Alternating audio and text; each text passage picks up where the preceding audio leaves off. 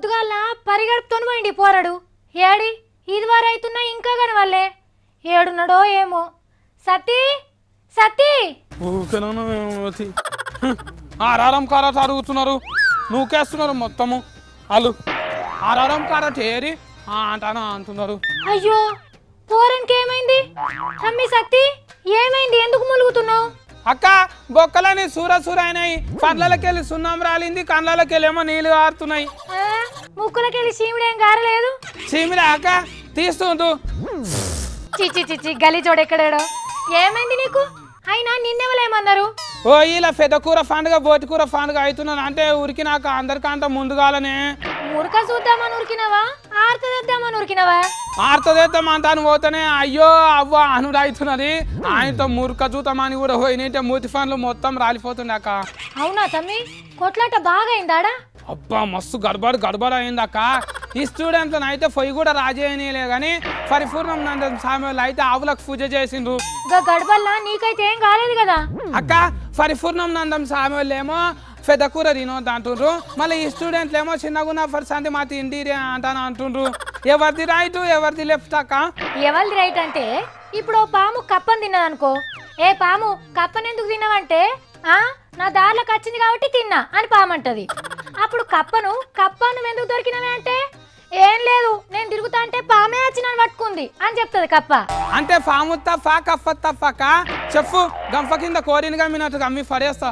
ఎవరిది తప్పులేదు తమ్మి, దేని దానికే రైటు. ఇప్పుడు కూరల పంచాయతీ కూడా గట్లనే అయింది అక్క. ఇయ్యాలనే కొత్తగా ఉంది పెద్ద కూరలు ఎన్న రెండు కతిలేరా? ఏ ఊకో తమ్మి, ఊరుకో కళ్యాణి బిర్యానీ హోటల్ మనం చూస్తలేమా? అందరు పోయి తింటలేరా?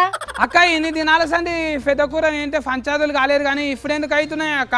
బహిరంగంగా పెద్ద కూర తింటామన్నారు కాబట్టి పరిపూర్ణ సామాన్లకు ఆసన పడదట.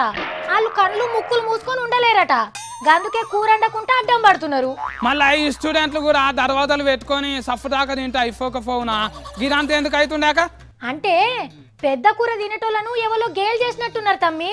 మా తిండిని మా జాతిని తక్కువ చేసి మాట్లాడతారా అని వాళ్ళు కూడా పోటీకి పండగ చేస్తున్నారు. ఈడ ఎవ్వరిది తప్పని వశం లేదు తమ్మి. అక్క కంచాయిలే సారు పొద్దుగాలనే చెప్పిండక్క, పెద్ద కూర తిని స్వర్గానికి టికెట్ కంప్లీట్ చేసుకున్నారంట.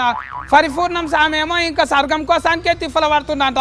పరిపూర్ణానంద సామసుంటోళ్ళంతా ఓ మూగజీవి పానం తీసుడు పాపం లెక్క చూస్తారు తమ్మి.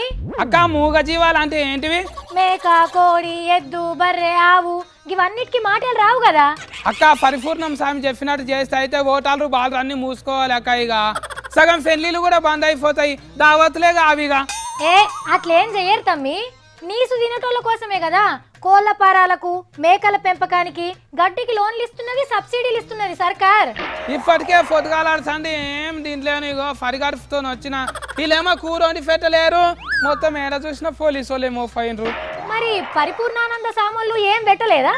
పెట్టిండ్రు, తోలు తీసి నరటి పండు ఫలగొట్టిన కొబ్బరి పాచి చేతిలో పెట్టి దండాలు పెట్టించుకొని పోయిండ్రు. ఇక అయినా కానీ తమ్మి నువ్వు మొన్ననే కళ్ళు పండుగ చేసుకున్నావు కదా, మళ్ళా కూర పండుగ ఎందుకు పోయినావు? ఆర్తలు తెచ్చేటప్పుడు ఆకలి అయితే గింతంత రుచి చూద్దాం అనుకున్నా గానీ ఫోటో మీద కొట్టిండ్రు పోలీసు వాళ్ళు. మరి ఇంకా జరసేపు ఆన్నే ఉంటివంటే ఇంకేడ కొట్టేది తెలియదు, చక్కగా ఇంటికి నడువు. ఇంకటా మా అత్తమ్మ వాళ్ళు పెళ్లి బట్టలు పోయిన రాలేంటన్నా ఒక ఫోతుతి మంచిగా కాటసుమ కట్టుకొని పోయిన రాళ్ళు. హే ఇక్కడ పోతున్నా నేను, ఇక్కడ అక్కడ పోలీసు వాళ్ళు ఉన్నారు. అయినా కూరల పండుగల మీద మసాలా వార్తలు వేసే రోజులు వస్తాయని నేనైతే అనుకోలేదు.